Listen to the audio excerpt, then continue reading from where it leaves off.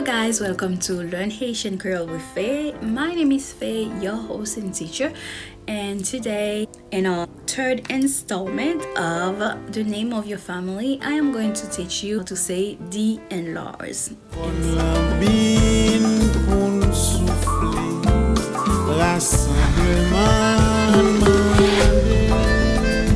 And the first one that we're gonna talk about is mother-in-law. How do you say mother-in-law in Haitian Creole? It is belle-mère.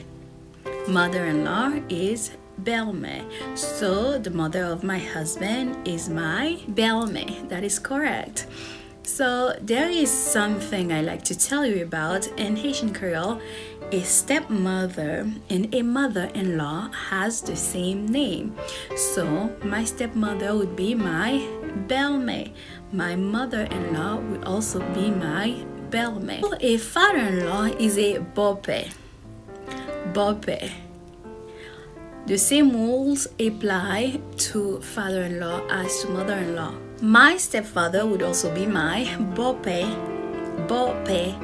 And a daughter-in-law is a belle-fille. Belle-fille.